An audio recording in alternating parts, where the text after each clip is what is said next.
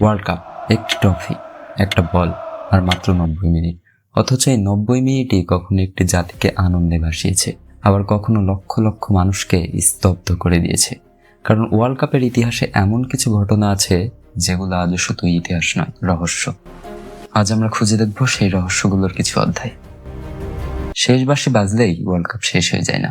কিছু গল্প মাঠের মধ্যেই থেকে যায়, আবার কিছু গল্প স্টেডিয়াম পেরিয়ে ছড়িয়ে পড়ে পুরো পৃথিবীতে। কোথাও একটা হার বদলে দিয়েছে একটি জাতির ইতিহাস, কোথাও একটি সিদ্ধান্তের ব্যাখ্যা খুঁজতে কেটে গেছে কয়েক দশক, আবার কোথাও একটা রাত এমন কিছু প্রশ্ন রেখে গেছে যেগুলোর উত্তর আজও পুরোপুরি মেলেনি। আর হয়তো সেই কারণেই ওয়ার্ল্ড কাপ শুধু ফুটবলের সবচেয়ে বড় মঞ্চ নয়, ফিফা ওয়ার্ল্ড কাপ হচ্ছে the greatest show on earth. এই গল্পগুলোর কোনোটা শুরু হয়েছিল হাজার উল্লাসের মাঝখানে, আবার কোনোটা শুরু হয়েছিল এমন এক নীরবতা দিয়ে যা আজও ফুটবল প্রেমীদের মনে দাগ কেটে যায়। ফাইনাল শুরুর কয়েক ঘন্টা আগে হঠাৎ করে অসুস্থ হয়ে পড়েছিলেন পৃথিবীর সেরা এক ফুটবলার। জয় প্রায় নিশ্চিত জেনেও এক জাতি ফিরেছিল মাথা নত করে। আবার এমন ঘটনাও ঘটেছে যার অফিসিয়াল ব্যাখ্যা দেওয়া হয়েছিল, কিন্তু সেই ব্যাখ্যা সবাইকে সন্তুষ্ট করতে পারেনি। সময় পেরিয়েছে, প্রজন্ম বদলেছে, কিন্তু প্রশ্নগুলো রয়ে গেছে ঠিক আগের মতো। ইতিহাস আমাদের বলে দেয় কি ঘটেছিল, কিন্তু কেন ঘটেছিল সেটার উত্তর পাওয়া কঠিন। আর সেই কেনর উত্তর খুঁজতেই আমরা ফিরে যাব এমন কিছু রাতে যেখানে আনন্দের উল্লাসের আড়াল লুকিয়েছিল ভয়, বিজয়ের পাশে দাঁড়িয়েছিল ট্র্যাজেডি, আর কিছু প্রশ্ন সময়ের সঙ্গে পুরনো হয়নি, বরং আরো গভীর হয়েছে। এটাই ওয়ার্ল্ড কাপের সবচেয়ে অন্ধকার রহস্যগুলোর গল্প। ব্রাজিল, 1950 সাল। দ্বিতীয় বিশ্বযুদ্ধের ক্ষত তখনও পুরোপুরি শুকায়নি, কিন্তু পৃথিবী আবার ফিরছিল স্বাভাবিক জীবনে। আর সেই ফিরে আসার সবচেয়ে বড় প্রতীক হতে যাচ্ছিল ফুটবল। বহু বছরের অপেক্ষার পর আবার আয়োজিত হচ্ছে বিশ্বকাপ, আর তার আয়োজক ব্রাজিল। পুরো দেশ যেন এক স্বপ্নে বাঁচছিল, কারণ মানুষের বিশ্বাস ছিল এবার আর শুধু বিশ্বকাপ আয়োজন নয়, ট্রফিটাও থেকে যাবে নিজের মাটিতেই। সেই স্বপ্নকে ঘিরেই তৈরি হয়েছিল এক নতুন স্টেডিয়াম। সেই স্টেডিয়ামে শুধু কংক্রিট আর ইটের গাঁথনি ছিল না, ওটা ছিল একটা জাতির আত্মবিশ্বাসের প্রতীক। তার নাম মারাকানা। বিশ্বকাপ এগিয়ে যাচ্ছিল, আর প্রতিটি ম্যাচের সঙ্গে সঙ্গে ব্রাজিলের আত্মবিশ্বাসও যেন আকাশচুম্বী। মাঠে তারা ছিল দুর্দান্ত, গ্যালারিতে লক্ষ লক্ষ মানুষের সমর্থন, আর দেশের মানুষের কাছে চ্যাম্পিয়ন হওয়াটা তখন আর স্বপ্ন ছিল না, যেন সময়ের অপেক্ষা মাত্র। ফাইনালের আগে সমীকরণটাও ছিল তাদের পক্ষেই। উরুগুয়ের বিপক্ষে একটি ড্রই যথেষ্ট ছিল বিশ্ব চ্যাম্পিয়ন হওয়ার জন্য। এতটাই নিশ্চিত ছিল সবাই যে ম্যাচ শুরু হওয়ার আগেই সংবাদপত্রের শিরোনাম লেখা হয়ে গিয়েছিল, অভিনন্দের পোস্টার ছাপা হয়েছিল, উদযাপনের প্রস্তুতি সম্পূর্ণ, যেন পুরো ব্রাজিল শেষবাসীর অপেক্ষায় ছিল। কিন্তু ইতিহাসের সবচেয়ে বড় ট্র্যাজেডিগুলোর একটি ঠিক তখনই নীরবে এগিয়ে আসছিল। 1950 সালের 16 জুলাই, রিও ডি জেনেরিও। সকাল থেকে শহরের বাতাসে ছিল উৎসবের গন্ধ, রাস্তায় রাস্তায় মানুষের ঢল, সবার গন্তব্য মারাকানা। সেদিন শুধু একটা ফুটবল ম্যাচ দেখতে আসেনি মানুষ, তারা এসেছিল ইতিহাসের সাক্ষী হতে, কারণ তাদের বিশ্বাস ছিল কয়েক ঘন্টা পরে জন্ম নেবে নতুন বিশ্ব চ্যাম্পিয়ন। গ্যালারি ধীরে ধীরে পূর্ণ হতে লাগলো। একসময় সেখানে উপস্থিত হলো প্রায় 2 লাখ মানুষ। ফুটবল ইতিহাসের সবচেয়ে বড় দর্শক সমাগমগুলোর একটি। এত মানুষ, সবার হৃদয়ে একই বিশ্বাস, আজ ব্রাজিল হারবে না। হয়তো সেদিন মারাকানায় উপস্থিত একজন মানুষও কল্পনা করতে পারেননি কয়েক ঘন্টা পর এই একই স্টেডিয়াম ইতিহাসের সবচেয়ে ভারী নীরবতার সাক্ষী হবে। 1950 সালের 16 জুলাই, মারাকানা স্টেডিয়াম, ব্রাজিল বনাম উরুগুয়ে। ম্যাচ শুরু হলো। নিয়ম অনুযায়ী সেদিনের বিশ্বকাপের শিরোপা নির্ধারণে ব্রাজিলের প্রয়োজন ছিল মাত্র একটি ড্র।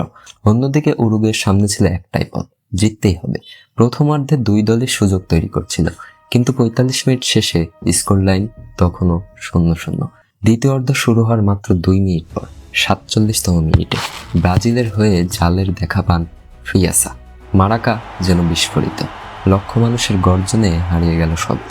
সেই মুহূর্তে বিশ্বকাপ ট্রফিটা যেন আর কয়েক মিনিটের দূরত্বে। কিন্তু উরুগুয়ে ভেঙে পড়েনি, সময় গড়াতে থাকলো, আর ম্যাচটাও ধীরে ধীরে বদলাতে শুরু করলো। ব্রাজিলের গোলের পর ম্যাচের নিয়ন্ত্রণ পুরোপুরি তাদের হাতেই ছিল, কিন্তু উরুগুয়ে হার মানার জন্য মাঠে নামেনি। 66তম মিনিটে ডান দিক থেকে আক্রমণ গড়ে তোলেন এলসিডিস ঘেগিয়াল। তার পাস থেকে গোল করেন Juan Alberto Schiaffino. Score line 1-1। গ্যালারির উল্লাসে প্রথমবারের মতো নেমে আসে অস্বস্তির ছায়া। তবু ব্রাজিল তখনও চ্যাম্পিয়ন হওয়ার পথেই ছিল, কারণ ড্র হলেই শিরোপা তাদের। কিন্তু ৭৯তম মিনিটে আবারও ডান পন্থ দিয়ে এগিয়ে এলেন ঘিগিয়া। সবাই ভেবেছিল তিনি হয়তো আবারও ক্রস করবেন, কিন্তু না, খুব ছোট্ট একটা ফাঁক খুঁজে নিয়ে তিনি সরাসরি শট নিলেন। বল জড়িয়ে গেল জালে। Uruguay 2, Brazil 1। তারপর 2 লাখ মানুষে ভরা স্টেডিয়াম মুহূর্তের মধ্যে নীরব হয়ে গেল। এই নীরবতা অনেক প্রত্যক্ষদর্শী সারা জীবন ভুলতে পারেননি।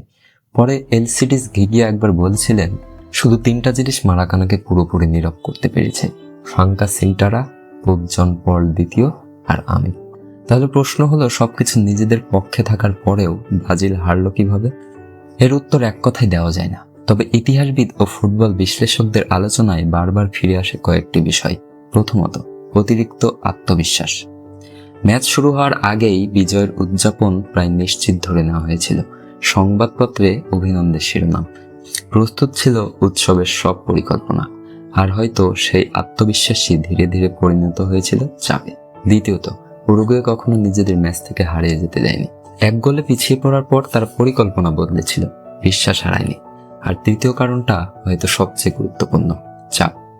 প্রায় 2 লাখ দর্শক, পুরো একটি দেশের প্রত্যাশা, ইতিহাস গড়ার দায়িত্ব। কখনো কখনো প্রতিপক্ষকে হারানোর চেয়ে কঠিন হয়ে ওঠে নিজের মানুষের প্রত্যাশা রক্ষা করা।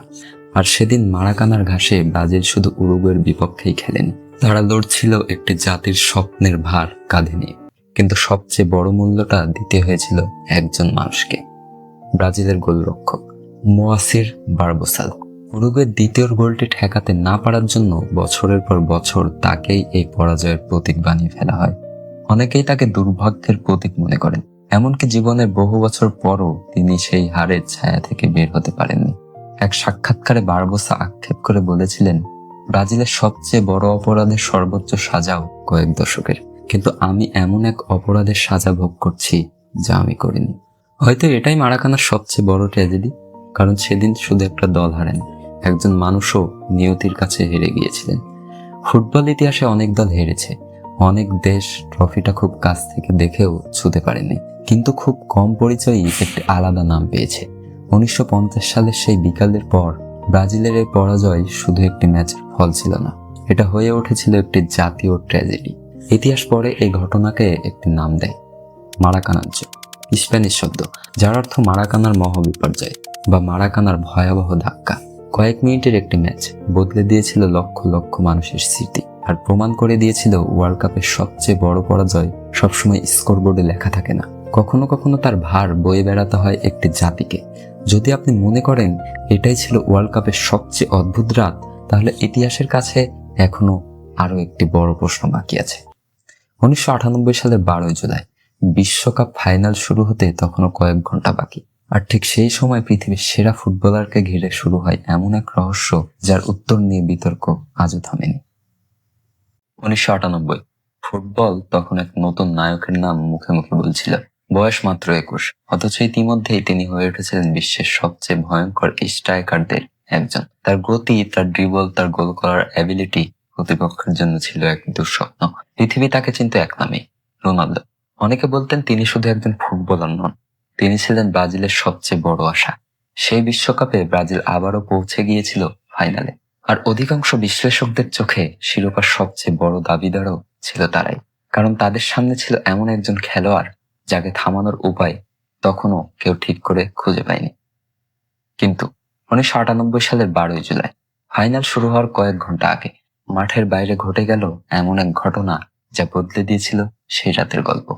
12 জুলাই 1998 ফ্রান্সের রাজধানী প্যারিস। বিশ্বকাপ ফাইনাল কাউন্টডাউন তখন শুরু হয়ে গেছে। কয়েক ঘন্টা পরই স্টাদ দ্য ফ্রান্সে মুখোমুখি হওয়ার কথা ফুটবলের দুই পরাশক্তি, ব্রাজিল এবং স্বাগতিক ফ্রান্স। কিন্তু স্টেডিয়ামের বাইরে আরেকটি লড়াই তখন শুরু হয়ে গেছে। ব্রাজিল দলের হোটেলে হঠাৎ করে অসুস্থ হয়ে পড়েন রোনালদো। সতীর্থদের ভাষ্য অনুযায়ী কিছু সময়ের জন্য তিনি অস্বাভাবিক আচরণ করতে থাকেন। এরপর তার পুরো শরীর খিঁচুনির মতো কাঁপতে শুরু করে। গোটা টিমের শরীরে ছড়িয়ে পড়ে আতঙ্ক। সঙ্গে সঙ্গে ডাকা হয় দলের চিকিৎসকদের। কয়েক মিনিটের মধ্যেই খবরটি পৌঁছে যায় কোচিং স্টাফের কাছেও। কিন্তু কি ঘটেছিল সেটা তখনও কেউ নিশ্চিতভাবে বলতে পারছিল না। আর বাইরে কোটি কোটি মানুষ তখনও জানতো না বিশ্বকাপ ফাইনালের সবচেয়ে বড় নাটক মাঠে নয়, শুরু হয়ে গেছে মাঠের বাইরেই। ব্রাজিল দলের মেডিকেল স্টাফ তখন রোনালদোর অবস্থা পর্যবেক্ষণ করছিল। অন্যদিকে সময় দ্রুত ফুরিয়ে আসছিল, কারণ ফাইনালের আগে দুদলকেই তাদের স্টার্টিং 11 জমা দিতে হতো। কিছুক্ষণ পর ব্রাজিলের অফিসিয়াল টিম শিট প্রকাশ করা হলো, আর সেখানে নেই একটি নাম, রোনালদো। খবরটি ছড়িয়ে পড়তে খুব বেশি সময় লাগেনি। সাংবাদিকরা বিস্মিত, ধারাভাষ্যকরা বিভ্রান্ত, কারণ কোনো আনুষ্ঠানিক ব্যাখ্যা তখনও দেওয়া হয়নি। কি হয়েছিল ব্রাজিলের সবচেয়ে বড় তারকার? তিনি কি খেলতে পারবেন না, নাকি এর পেছনে অন্য কোনো কারণ ছিল? কিন্তু ঠিক যখন সবাই ধরে নিতে শুরু করেছে যে রোনালদো ফাইনাল খেলছেন না, তখনই আসে আরেকটি বিষয়। প্রথম টিম শিট প্রকাশের অল্প সময় পর ব্রাজিল নতুন একটি টিম শিট জমা দেয়, আর সেখানে আবারও ফিরে আসে সেই নাম, রোনালদো। কয়েক মিনিট আগেও যিনি ছিলেন না, এখন তিনিই আবার ব্রাজিলের একাদশে। কি বদলে গিয়েছিল সে অল্প সময়ের মধ্যে? এর স্পষ্ট উত্তর তখনও কারো কাছে ছিল না। শেষ পর্যন্ত রোনালদো মাঠে নামলেন, কিন্তু খুব দ্রুতই একটা বিষয় সবার চোখে পড়তে শুরু করলো। এ যেন সেই রোনালদো নন যাকে পুরো টুর্নামেন্ট জুড়ে দেখা গিয়েছিল। তার দৌড় ছিল ধীর, সিদ্ধান্তে ছিল দ্বিধা, আর ম্যাচে তার প্রভাব ছিল প্রায় অদৃশ্য। অন্যদিকে স্বাগতিক ফ্রান্স খেলছিল আত্মবিশ্বাস নিয়ে। 27তম মিনিটে জিনেদিন জিদান কর্নার থেকে হেড গোল করে ফ্রান্সকে এগিয়ে দেন। প্রথমার্ধ শেষ হওয়ার আগেই আবারও জিদান, একইভাবে কর্নার, একই ফল। ব্রাজিল তখন 2-0 গোলে পিছিয়ে। দ্বিতীয় অর্ধে ব্রাজিল অনেক চেষ্টা করছিল ম্যাচে ফেরার, কিন্তু সেদিন যেন কিছুই তাদের পক্ষে যাচ্ছিল না। হেডের টাইমে ইমানুয়েল পেট্রি তৃতীয় গোলটি করেন। শেষ বাঁশি বাজল, ফ্রান্স 3, ব্রাজিল 0, বিশ্ব চ্যাম্পিয়ন। কিন্তু ম্যাচ শেষ হওয়ার পর সবচেয়ে বেশি আলোচনা হয়েছিল বিজয়ীকে নিয়ে নয়। আলোচনার কেন্দ্রবিন্দু ছিল একজন মানুষ, রোনালদো। কি হয়েছিল তার? কেন তিনি প্রথম টিম শিটে ছিলেন না? কিভাবে আবার মাঠে ফিরলেন? আর তিনি কি আদৌ খেলার মতো অবস্থায় ছিলেন? ঠিক এখান থেকেই শুরু হয় ফুটবল ইতিহাসের সবচেয়ে আলোচিত রহস্যগুলোরই। ম্যাচ শেষ হওয়ার পর পুরো পৃথিবীর সামনে দাঁড়িয়েছিল একটাই প্রশ্ন, আসলে কি হয়েছিল রোনালদোর? ব্রাজিল দলের চিকিৎসকদের ব্যাখ্যা ছিল ফাইনালের কয়েক ঘন্টা আগে রোনালদো একটা খিঁচুনিজনিত ঘটনার শিকার হয়েছিলেন। তাকে দ্রুত পরীক্ষা করা হয়। পরে চিকিৎসকরা সিদ্ধান্ত নেয় তিনি মাঠে নামার মতো অবস্থায় আছেন। কিন্তু সবাই এই ব্যাখ্যায় সন্তুষ্ট হননি, কারণ অনেকের কাছে এই প্রশ্ন ছিল, যদি তিনি সত্যিই এমন একটি ঘটনার মধ্যে দিয়ে গিয়ে থাকেন, তাহলে কয়েক ঘন্টার মধ্যেই তাকে ফাইনাল খেলতে দেওয়া হলো কেন? সেখান থেকে জন্ম নেয় দ্বিতীয় ব্যাখ্যা। কেউ কেউ মনে করেন হয়তো কোনো ওষুধের প্রতিক্রিয়া অথবা চিকিৎসা সংক্রান্ত কোনো জটিলতা তার শারীরিক অবস্থাকে প্রভাবিত করেছিল। তবে এই দাবির পক্ষে কখনো চূড়ান্ত প্রমাণ পাওয়া যায়নি। এরপর আসে আরেকটি ব্যাখ্যা, হয়তো এটা ছিল চরম মানসিক চাপের ফল। মাত্র 21 বছর বয়সে পুরো একটি দেশের প্রত্যাশা কাঁধে নিয়ে বিশ্বকাপ ফাইনাল খেলতে নামা যে কারোর জন্যই অকল্পনীয় চাপের। তবে এটাও একটা ব্যাখ্যা মাত্র, নিশ্চিত সত্য নয়। আর তারপর শুরু হয় সবচেয়ে আলোচিত কনস্পাইরেসি থিওরি। কেউ দাবি করেন রোনালদোকে খেলানোর জন্য বাইরের চাপ ছিল, কেউ আঙ্গুল তোলেন স্পন্সরদের দিকে, আবার কেউ বলেন আসল ঘটনা ইচ্ছা করেই গোপন রাখা হয়েছিল। কিন্তু বছরের পর বছর তদন্ত, সাক্ষাৎকার আর অনুসন্ধানের পরেও এসব দাবির কোনোটাই নির্ভরযোগ্য প্রমাণে প্রতিষ্ঠিত হয়নি। আর ঠিক সেখানেই এই ঘটনার রহস্য আরো গভীর হয়ে ওঠে। হয়তো 1998 সালের সেই রাতের পুরো সত্য আমরা কখনো জানতে পারবো না। হয়তো রোনালদোর সেই খিঁচুনি ছিল শুধুই একটি চিকিৎসাজনিত ঘটনা, হয়তো চরম মানসিক চাপ তার শরীরকে ভেঙে দিয়েছিল, আর হয়তো এমন কিছু ঘটেছিল যার উত্তর ইতিহাসের কাছেও নেই। কিন্তু একটি বিষয় নিশ্চিত, সেদিনের পর মানুষ আর 1998 সালের ফাইনালের স্কোর লাইন মনে রাখেনি। তারা মনে রেখেছে ম্যাচ শুরুর কয়েক ঘন্টা আগে ঘটে যাওয়া সেই অদ্ভুত ঘটনাকে, যে ঘটনাকে ঘিরে আজও লেখা হয় বই, তৈরি হয় প্রামাণ্যচিত্র, আর নতুন নতুন প্রশ্ন ফিরে আসে বারবার। হয়তো কিছু রহস্যের সবচেয়ে সৎ উত্তর হলো আমরা জানি না, আর ইতিহাসের সবচেয়ে আকর্ষণীয় দিকও হয়তো এটি, সব প্রশ্নের উত্তর ইতিহাসও সবসময় জানে না। কিন্তু ওয়ার্ল্ড কাপের ইতিহাসে আরো একটি ঘটনা আছে যেখানে একটি মুহূর্ত, শুধু একটি ম্যাচ নয়, বদলে দিয়েছিল একজন মানুষের পুরো জীবন। 1994 বিশ্বকাপ এবার যুক্তরাষ্ট্রে, কিন্তু সবার নজর ছিল একটি ভিন্ন দলের দিকে, কলম্বিয়া। তারা শুধু বিশ্বকাপে অংশ নিতে আসেনি, অনেকের চোখে তারা ছিল শিরোপার অন্যতম দাবিদার। দক্ষিণ আমেরিকার বাছাই পর্বে তারা এমন এক ফুটবল খেলেছিল যা পুরো পৃথিবীকে অবাক করে দিয়েছিল। এমনকি আর্জেন্টিনাকে তাদেরই মাঠে 5-0 গোলে হারিয়ে দিয়েছিল। ফুটবল কিংবদন্তি পেলেও বলেছিলেন কলম্বিয়া বিশ্বকাপ জিততে পারে। পুরো দেশ তখন বিশ্বাস করতে শুরু করেছে এটাই হয়তো তাদের সময়। আর সেই স্বপ্নের পেছনে দাঁড়িয়েছিল শান্ত, নির্ভরযোগ্য আর ভদ্র স্বভাবের এক ডিফেন্ডার। মাঠে যিনি কখনো শিরোনাম হওয়ার চেষ্টা করতেন না, কিন্তু সতীর্থদের কাছে ছিলেন ভরসার আরেক নাম। তার নাম আন্দ্রেস এসকোবার। তখনও কেউ জানতো না কয়েক সপ্তাহের মধ্যেই পুরো পৃথিবী এই নামটাকে মনে রাখবে, তবে ফুটবলের জন্য নয়। 22 জুন 1994, ক্যালিফোর্নিয়ার রোজ বোল স্টেডিয়াম। প্রতিপক্ষ স্বাগতিক যুক্তরাষ্ট্র। কলম্বিয়ার জন্য ম্যাচটা ছিল বাঁচা মরার লড়াই। হার মানে বিশ্বকাপ থেকে প্রায় বিদায়। ম্যাচের শুরু থেকেই দুই দলই আক্রমণাত্মক ফুটবল খেলছিল, কিন্তু 35তম মিনিটে ঘটে যায় এমন এক মুহূর্ত যা কেউ কল্পনা করতে পারেনি। যুক্তরাষ্ট্রের উইঙ্গার জন হার্কস নিচু করে বল পাঠান বক্সের ভেতরে। বলটি বিপদমুক্ত করতে এগিয়ে যান আন্দ্রেস এসকোবার, কিন্তু 1 সেকেন্ডেরও কম সময়ের সেই সিদ্ধান্ত সবকিছু বদলে দেয়। বলটি তার পা ছুঁয়ে চলে যায় নিজের দলের জালে। ওন গোল। কয়েক মুহূর্তের জন্য যেন সময়ই থেমে গিয়েছিল। এসকোবার মাথা নিচু করে দাঁড়িয়েছিলেন, আর গ্যালারিতে হাজারো কলম্বিয়ান সমর্থক বিশ্বাসই করতে পারছিলেন না কি ঘটেছে। শেষ পর্যন্ত কলম্বিয়া ম্যাচটি 2-1 গোলে হারে, আর সেই পরাজয়ের সঙ্গে শেষ হয়ে যায় তাদের বিশ্বকাপ যাত্রাও। কিন্তু তখনও কেউ জানতো না এই ম্যাচের শেষ বাঁশি আসলে একটি ভয়ঙ্কর গল্পের শুরু। বিশ্বকাপ শেষ, কলম্বিয়া ফিরে এলো দেশে, কিন্তু এই ফেরা ছিল না কোনো নায়কের প্রত্যাবর্তন, ছিল হতাশা, সমালোচনা আর ভেঙে যাওয়া স্বপ্নের ভার। আন্দ্রেস এসকোবার নিজেকে আড়াল করেননি। তিনি জানতেন সেই ওন গোল নিয়ে মানুষ কথা বলবেই, কিন্তু তিনি বিশ্বাস করতেন একটি ম্যাচ একজন মানুষের পুরো পরিচয় হতে পারে না। দেশে ফেরার পর তিনি একটি পত্রিকায় একটি লেখা প্রকাশ করেন। সেখানে তিনি মূলত সবাইকে মাথা উঁচু করে সামনে এগিয়ে যাওয়ার আহ্বান জানান। তার বিশ্বাস ছিল জীবন একটি ম্যাচের চেয়ে অনেক বড়। কয়েকদিন পর বন্ধুদের সঙ্গে এক সন্ধ্যায় তিনি বেরিয়েছিলেন।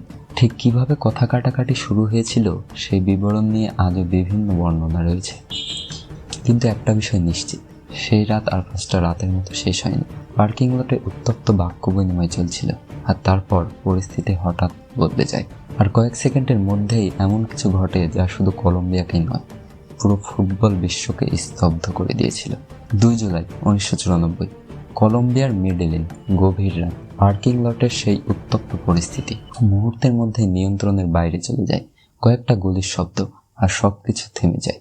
হাসপাতালে নেওয়া হলেও আন্দ্রেস এসকোবারকে আর বাঁচানো যায়নি। তার বয়স ছিল মাত্র 27 বছর। খবরটি ছড়িয়ে পড়তে খুব বেশি সময় লাগেনি, আর মুহূর্তের মধ্যেই পুরো ফুটবল বিশ্ব স্তব্ধ হয়ে যায়। কিন্তু সবচেয়ে বড় প্রশ্নটা তখনও সামনে আসেনি। আন্দ্রেস এসকোবার কি শুধু একটি অপরাধের শিকার হয়েছিলেন, নাকি ফুটবল বিপুল অর্থের জুয়া, সংগঠিত অপরাধ চক্র আর জাতীয় হতাশা সবকিছু মিলে তৈরি করেছিল সেই ভয়ঙ্কর রাত? এই প্রশ্নের উত্তর আজও এত সহজ নয়। তাহলে প্রশ্নটা আবার ফিরে আসে, আন্দ্রেস এসকোবার কি সত্যি একটি ওন গোলের জন্য প্রাণ হারিয়েছিলেন? উত্তরটা এতটা সরল নয়। তদন্তে উঠে আসে সেদিনের ঘটনাটি ছিল একটি উত্তপ্ত বিতণ্ডতার পরিবেশ। পরে হত্যার দায়ে একজন ব্যক্তিকে দোষী সাব্যস্ত করা হয়। তবে তদন্তে আরও উঠে আসে সেই সময়ের কলম্বিয়ার ভয়ঙ্কর বাস্তবতা, সংগঠিত অপরাধ চক্র, অবৈধ জুয়া, বিপুল অর্থের লেনদেন, আর ফুটবলকে ঘিরে তৈরি হওয়া অসহনীয় চাপ। অনেকের বিশ্বাস বিশ্বকাপের সেই ব্যর্থতা এই উত্তেজনাকে আরও বাড়িয়ে দিয়েছিল। কিন্তু শুধু ওন গোলে তার মৃত্যুর একমাত্র কারণ ছিল এমন কোনো প্রমাণ কখনো পাওয়া যায়নি। হয়তো সবচেয়ে নির্মম সত্য এটাই, কখনো কখনো একটি মানুষকে হত্যা করে শুধু একটি ঘটনা নয়, বরং অনেকগুলো ঘটনার ভয়ঙ্কর মিলন। তবু ইতিহাস এই গল্পটাকে মনে রেখেছে এক ভিন্ন কারণে। কারণ একটি ফুটবল ম্যাচ শেষ হয়েছিল 90 মিনিটে, কিন্তু তার ছায়া একজন মানুষের জীবনের শেষ দিন পর্যন্ত পৌঁছে গিয়েছিল। আর হয়তো এ কারণেই আন্দ্রেস এসকোবারের গল্প শুধু ফুটবলের গল্প নয়, এটি মনে করিয়ে দেয় খেলা কখনো মানুষের চেয়ে বড় হতে পারে না। বিশ্বকাপ মাত্র একটি শব্দ, অথচ এই একটি শব্দের ভেতরেই লুকিয়ে আছে মানুষের সবচেয়ে বড় স্বপ্ন, সবচেয়ে গভীর হতাশা, আর এমন কিছু রহস্য যার সব উত্তর হয়তো ইতিহাসের কাছেও নেই। 1950 আমরা দেখেছি একটি স্টেডিয়ামের নীরবতা কিভাবে একটি জাতির স্মৃতিতে চিরদিনের জন্য লিখে যায় নিজেকে। 1998 সালে দেখেছি পৃথিবীর সেরা এক ফুটবলের সবচেয়ে গুরুত্বপূর্ণ রাত কিভাবে আজও একটি উত্তরিত প্রশ্ন হয়ে আছে। আর 1994 সালে শিখেছি একটি ফুটবল ম্যাচ কখনো কখনো 90 মিনিটের অনেক বেশি দীর্ঘ হতে পারে, কারণ ফুটবল শুধু গোলের হিসাব নয়, শুধু ট্রফির লড়াই নয়, এটি মানুষের গল্প, স্বপ্নের গল্প, ভুলের গল্প, ক্ষমার গল্প, আর ইতিহাসের গল্প। হয়তো এ কারণেই 4 বছর পর পর পুরো পৃথিবী আবারও থেমে যায়, শুধু একটি খেলা দেখার জন্য নয়, বরং আরেকটি গল্পের জন্ম দেখার জন্য। কারণ বিশ্বকাপে ট্রফি একজনই জেতে, কিন্তু গল্প রেখে যায় সবাই।